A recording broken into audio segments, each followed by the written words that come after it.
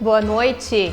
Doação de órgãos. Vamos refletir sobre a importância desta corrente do bem. Visando o melhor conforto daqueles pacientes que estão numa lista de espera. Então esse é o nosso apelo, que as pessoas conversem entre si, conversem com a família. Comissão Intra-Hospitalar oferece suporte para famílias de doadores e aos receptores. Constatou que ele está com a morte encefálica.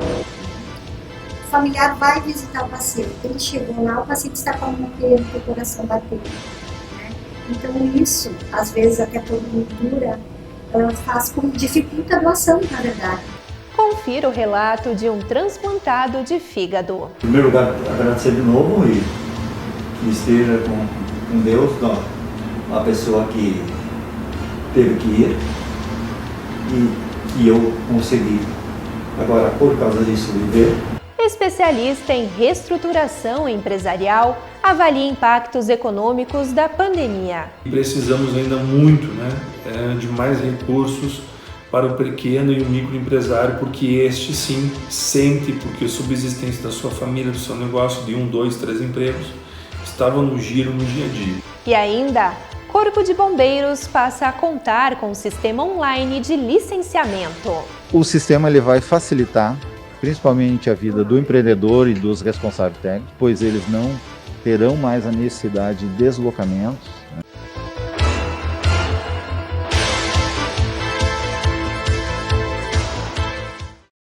A doação de órgãos representa uma oportunidade de recomeço para quem precisa de um transplante.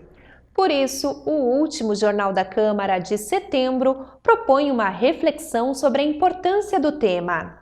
O médico neurologista Cassiano Crucius explica que a campanha de incentivo e conscientização do gesto é permanente em Passo Fundo. A doação de órgãos sofreu nesse ano, por causa da pandemia do novo coronavírus, um abalo importante, justamente devido ao risco dos pacientes doadores transmitirem aos receptores a própria doença, a Covid-19. Então, por isso, nós tivemos uma grande diminuição dos doadores nesse ano.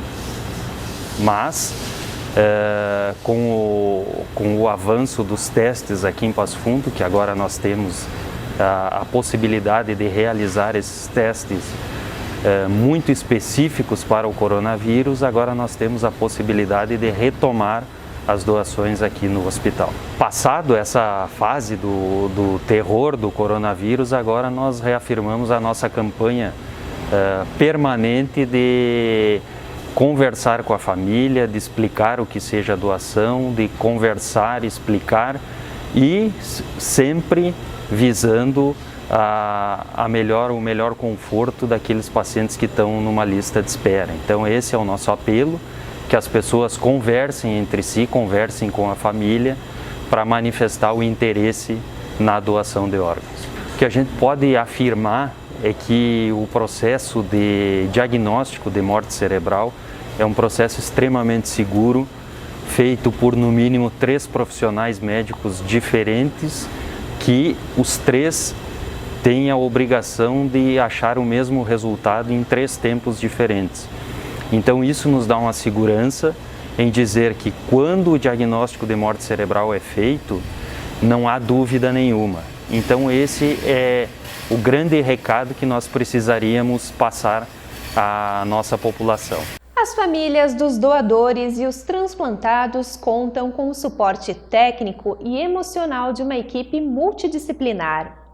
As assistentes sociais da Comissão Intra-Hospitalar de Doação de Órgãos e Tecidos para Transplante do São Vicente de Paulo explicam detalhes do procedimento. O serviço da comissão ele inicia pela porta de entrada do ambulatório do SUS, onde se constitui o atendimento através da gastroenterologia, tendo autorizado pelo CISREG. A gente tem outras portas de entrada também, sendo a emergência do hospital, o TFD, que é o tratamento fora de domicílio, e também existe a entrada do paciente privado.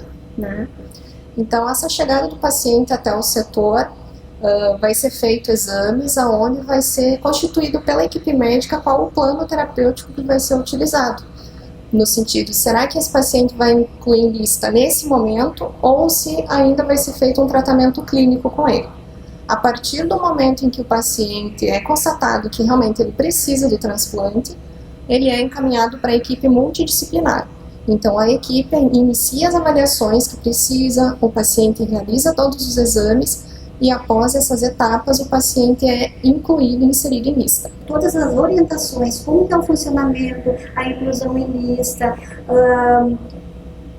a importância do suporte familiar, tudo isso a gente é levantado no momento da avaliação, né? Então, e eles questionam isso, e é uma resposta que a gente não tem como dar, e isso nos deixa, nos entristece, na verdade, porque a gente não tem, a gente diz, ó, você vai ser incluído em lista, mas não tem, né? Você vai passar por um período de espera, não tem definição, mas a gente passa todos os passos, como que ele tem que agir, né? Se caso venha a oferta. A instituição aqui, o Hospital São Vicente, é o único no interior do estado que realiza transplante hepático, né? Então a gente vem concorrer somente com o Porto Alegre, que realiza transplante.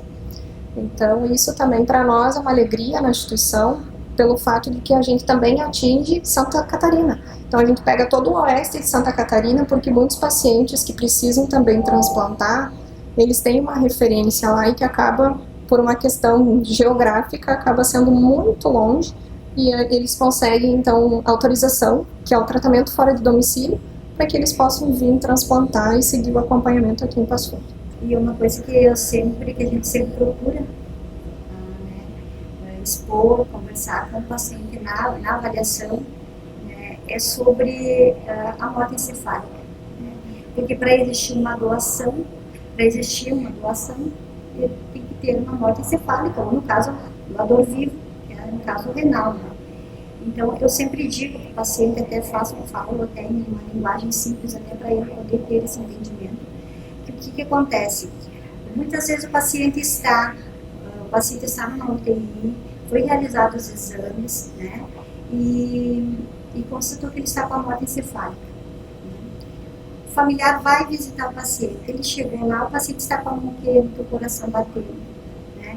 Então isso, às vezes até por gordura, dificulta a doação, na verdade, né? Porque eles não têm o entendimento, e isso deixa claro na avaliação, né?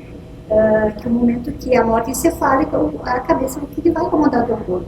No momento que ela não comandar mais, né? Então eu sempre converso nesse sentido para eles terem esse entendimento, ou até mesmo para eles também estar propagando, né?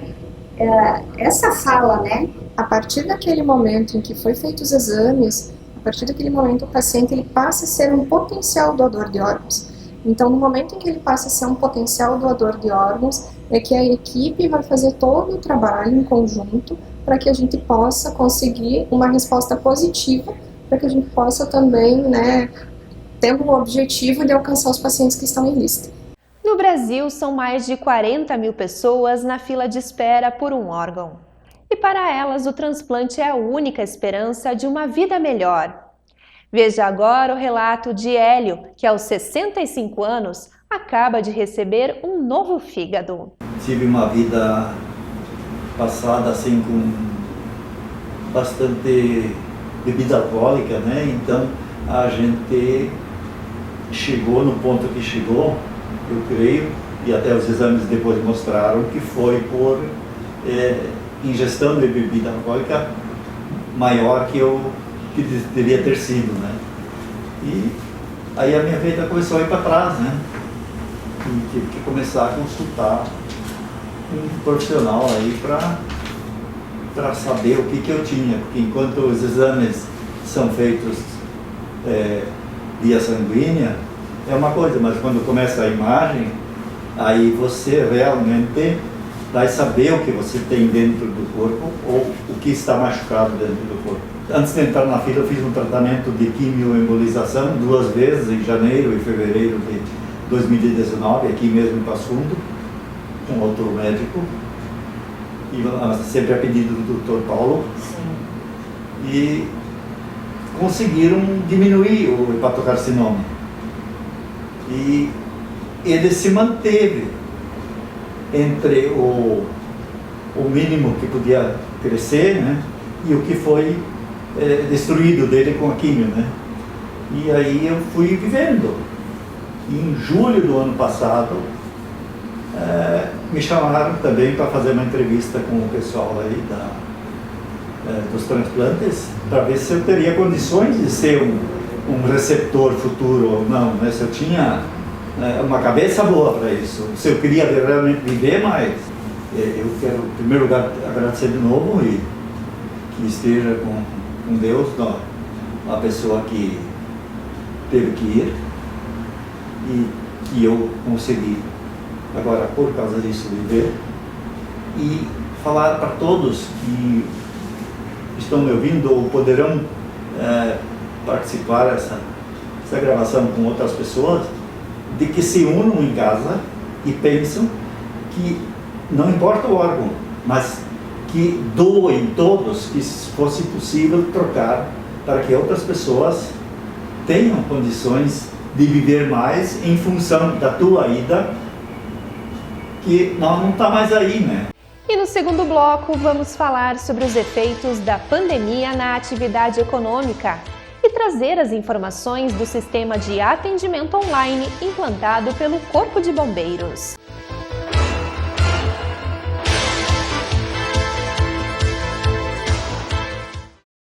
O novo coronavírus está aí para ser combatido por todos, sem medo. Além das recomendações para evitar o contágio, o rádio e a TV estão unidos na prestação de serviço de interesse público e no combate às notícias falsas. Lembre-se, desinformação mata. As armas para vencer essa batalha têm nome: informação e compromisso com os fatos. Faça a sua parte. Vamos juntos. Muitos brasileiros estão fazendo o melhor para manter os serviços essenciais. Os mesários prestam um serviço fundamental à democracia. Você que já é mesário voluntário ou você que pode se voluntariar, não tenha medo. A saúde também é essencial. Se você não faz parte do grupo de risco do coronavírus, seja mesário. A Justiça Eleitoral adotará protocolos rígidos para que os mesários tenham toda a segurança. A Justiça Eleitoral conta com você. Seja um mesário voluntário.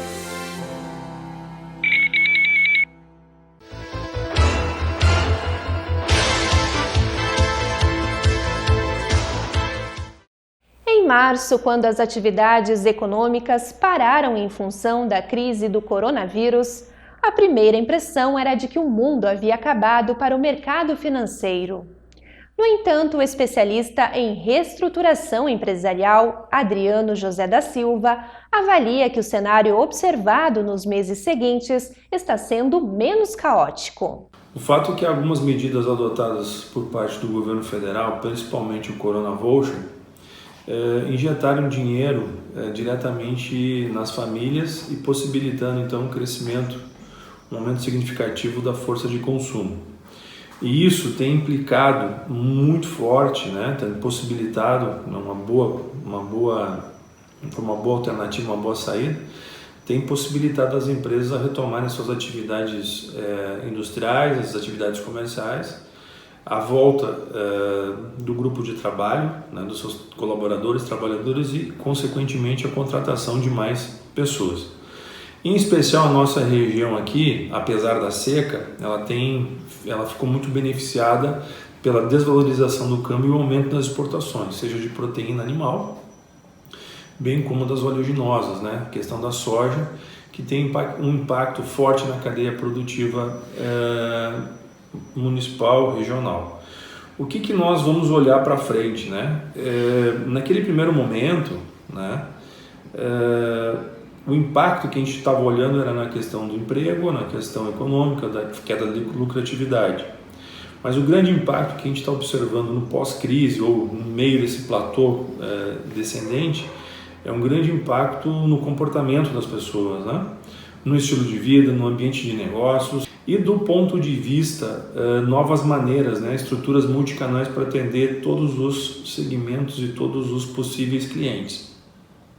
Então, as empresas que implementaram governança de crise, que criaram comitês de crise e que foram capazes de entender aquele momento, né, fazer os ajustes necessários, fazer os cortes possíveis de serem feitos, essas empresas voltam a operar de maneira muito mais consolidada, muito mais forte, com custos mais adequados à realidade que se impõe.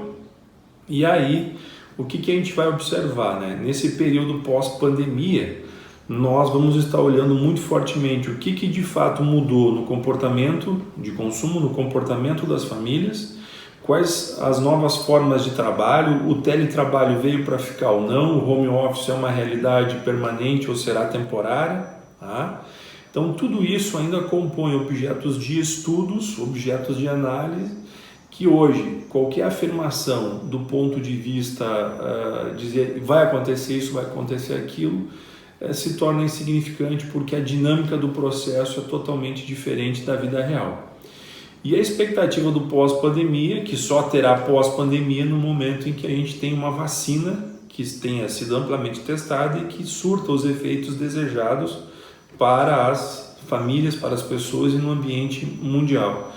Então a gente vai ter um caminho muito grande ainda para percorrer e nós devemos estar muito atentos, né, às questões básicas aí do ponto de vista quais as oportunidades que o pós-pandemia ou que a pandemia geraram ou irão gerar para o ambiente de negócio.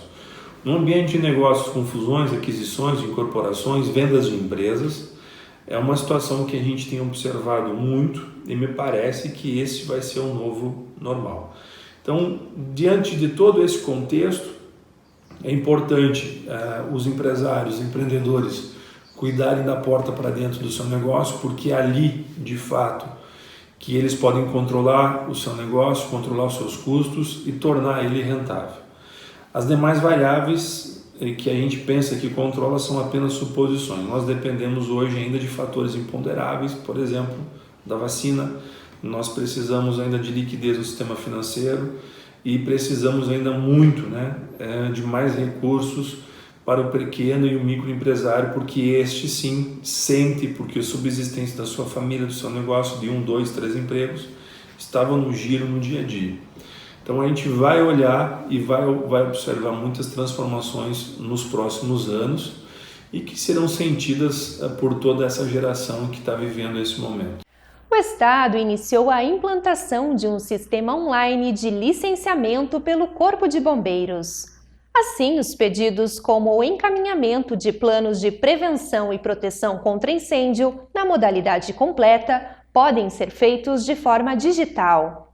Acompanhe os detalhes na reportagem produzida pelo Departamento de Comunicação do Governo. Um sistema online de licenciamento dos bombeiros, chamado de SOL-CBM, que vai agilizar e desburocratizar a liberação do Plano de Prevenção e Proteção contra Incêndios, o PPCI, em todo o Rio Grande do Sul.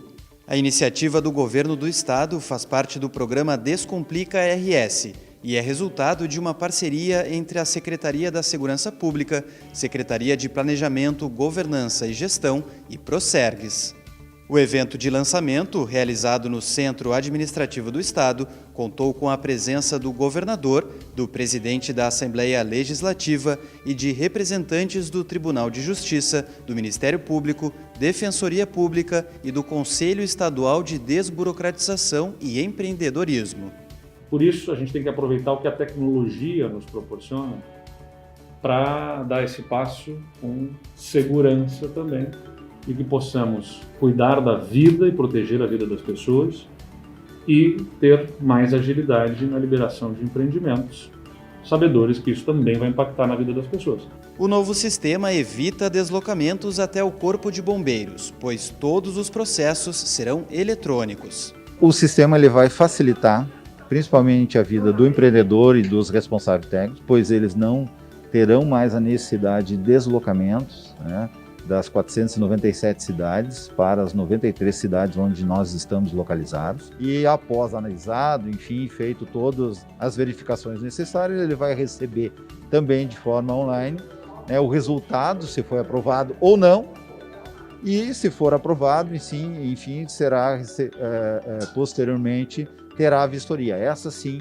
ela será presencial, O Sol CBM já está funcionando na região de Canoas e no mês de novembro estará disponível para todo o estado. E o Jornal da Câmara desta quarta-feira termina aqui. Muito obrigada pela sua companhia e uma ótima noite!